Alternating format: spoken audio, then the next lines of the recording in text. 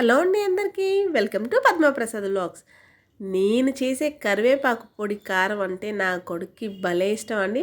వాడికే కాదు ఇంట్లో అందరం కూడా చాలా ఎంజాయ్ చేస్తూ తింటాము. చాలా బాగుంటుంది. చట్నీ చేసుకునే పని ఉండదు. నోటికి కొంచెం జలుబు చేసినప్పుడు కమ్మగా ఉంటుంది. ఎలా చేసుకోవాలో చూసేద్దామా? ముందుగా ఒక 2 గుప్పులు సరిపడా కరివేపాకుని తెచ్చుకొని నీట్గా వాష్ చేసి కాడల్ని కరివేపాకు ఆకుల్ని సపరేట్ చేసేసుకుందాం. ఇలా నేను వాష్ చేసిన వీటిని నేను ఎప్పుడు కరివేపాకు కారం చేసినా కూడా ముందు రోజే ఆకుల్ని ఇలా క్లీన్ చేసి పెట్టేసేసి నెక్స్ట్ డేకి చక్కగా వాటర్ అంతా ఆరిపోయి ఆకు పొడి పొడిలాడుతూ ఉంటుందండి. నేను అయితే కనుక ఇలా చేసుకుంటాను. మీకు ఇన్స్టెంట్గా కావాలంటే కనుక పొడి క్లాత్లో వేసి నీట్గా తుడిచి ఫ్యాన్ కింద 4-5 గంటలు ఆరబెట్టుకోండి. చూడండి నేను నెక్స్ట్ డే చూపిస్తున్నాను మీకు. చక్కగా ఆకంతా కొంచెం వడిలి తడి లేకుండా అయిపోయింది. చెప్పానా 2 గుప్పులని, కానీ ఆకు మొత్తం వలిచి ఆరాక ఒక గుప్పుడు కన్నా కొంచెం ఎక్కువ వచ్చింది. సో వీటిని నిదానంగా ఆయిల్ అస్సలు వేయకూడదండి. ఆయిల్ వేయకుండా నిదానంగా లో టు మీడియం ఫ్లేమ్లో పెట్టుకొని ఆకు మాడకుండా వేయించుకోవాలి. ఆకు మాడిందా టేస్ట్ అంతా పోతుందండి. ఓపిగ్గా కొంచెం ఆకు కరకరలాడుతూ మనం గుప్పెడితే ఇలా నలిపితే పొడి అయిపోవాలి. అలా వేయించుకోవాలండి. నేను మీకు చూపిస్తున్నాను చూడండి. సో ఇంకొంచెం వేగాలి. చూడండి నాకు నలగలేదు కదా, ఇంకొంచెం వేయించుకోవాలి.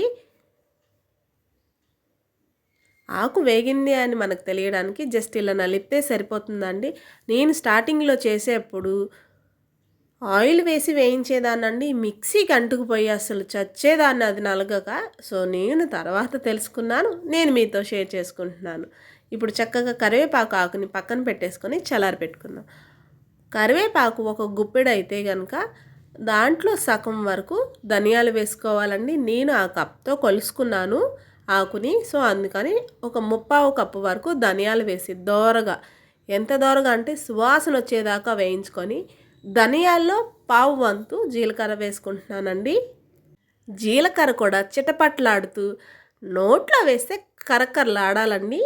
ఇప్పుడు దీంట్లోనే ఒక 2 వెల్లుల్లిపాయల్ని రెబ్బల కింద వలిసి ఇలా వేసుకుని వీటిని కూడా జస్ట్ పచ్చి వాసన పోయేదాకా వేయించుకుంటున్నాను. వెల్లుల్లిపాయలు ఇంకొంచెం ఎక్కువే వేసుకోవచ్చండి, కానీ మా బుడ్డోడికి దాని ఫ్లేవర్ ఎక్కువగా తగిలితే ఇష్టపడాడు. దీంట్లోనే చింతపండును కూడా ఒక నిమ్మకాయ సైజ్ అంత చింతపండును కూడా తీసి చిన్ని రెబ్బల కింద చేసుకొని వాటిని కూడా ఇలా దోరగా వేయించుకోవాలి. చింతపండులో తడి ఉంటే మిక్సీకి అంటుకుపోయి తిరగదండి, మనల్ని కొంచెం ఇబ్బంది పెట్టేస్తుంది. చూడండి ఇలా నలిపితే నలిగిపోవాలంతే. అప్పుడే మన మిక్సీకి చక్కగా పని చెప్తుంది. లేకపోతే అస్సలు నలగదండి, చస్తాం అసలు ఆ పొడి చేయలేక. రుచికి సరిపడా ఉప్పు వేసుకుంటున్నాను. కల్లుప్పును కూడా ఇలా ఈ వేడిలో వేసి జస్ట్ 2 నిమిషాలు ఇలా కలిపి చల్లారేదాకా పక్కన పెట్టేసుకుందాం. ఉప్పు చూసుకొని వేసుకోండి అండి. ఎక్కువ వేసామా తీయడం చాలా కష్టం కదా. తీసేస్తాం అనుకోండి, ఏదో ఒకటి కలిపి కవర్ చేస్తాము, కానీ అంతకన్నా ఎందుకంటే అంత బాధ. కొంచెం తగ్గించి వేసుకుందాం. చాలకపోతే లాస్ట్లో మనం చక్కగా సాల్ట్ వేసి కలుపుకోవచ్చు. నేను 25 నుండి 30 దాకా ఎండుమిర్చిని ఇలా కాడలతో సహా వేసుకుంటానండి. నాకు ఎందుకో ఇలా వేస్తే టేస్ట్ బాగుంటుంది అనిపిస్తుంది. మీకు నచ్చకపోతే ఆ 3కి కాడ అనేది కూడా తీసేయవచ్చు.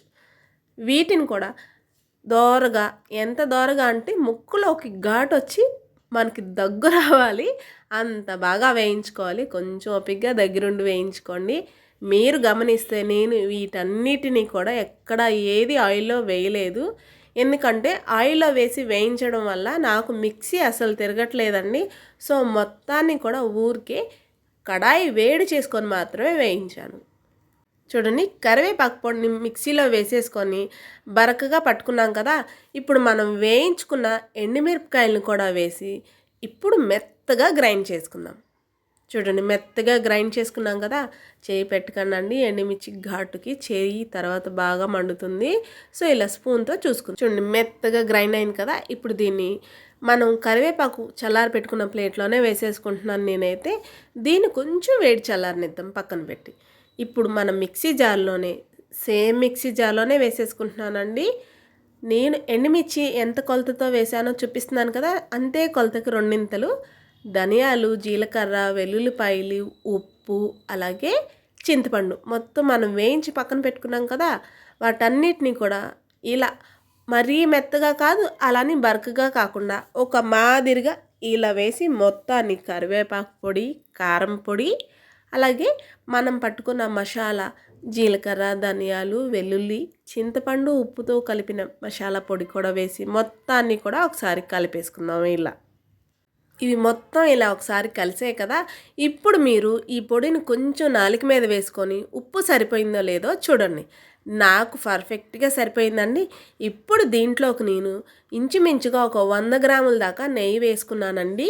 నెయ్యి వేసుకొని మొత్తాన్ని కూడా కలిపేసుకుంటే కమ్మని కారపొడి రెడీ అయిపోతుందండి. ఇలా ఒకసారి ట్రై చేయండి. ఎంత కమ్మగా ఉంటుందంటే అంత కమ్మగా ఉంటుంది. మనం జనరల్గా నూనె వేసి వేయిస్తాము కదా, నూనె బదులు డైరెక్ట్గా అన్నిటినీ కూడా రోస్ట్ చేసి చల్లారపెట్టి వాటిని మెత్తగా ఇలా గ్రైండ్ చేసుకున్నాక నెయ్యి వేసుకొని కలుపుకోండి. అసలు ఎంత బాగుంటుందంటే అంత బాగుంటుందండి. నూనె వేయకుండా నెయ్యితో ఒకసారి ట్రై చేయండి. నిజంగా చాలా అంటే చాలా బాగుంటుంది. చూడండి అసలు ఎంత బాగా ఉందో. అసలు నచ్చిందా ఈ వీడియో మీకు? అయితే లైక్ చేయండి, మన ఛానల్ని ఫాలో చేసేయండి. నేను మరిన్ని కొత్త వీడియోస్తో మీ ముందుకు వస్తాను. కమ్మటి కరివేపాకు పొడి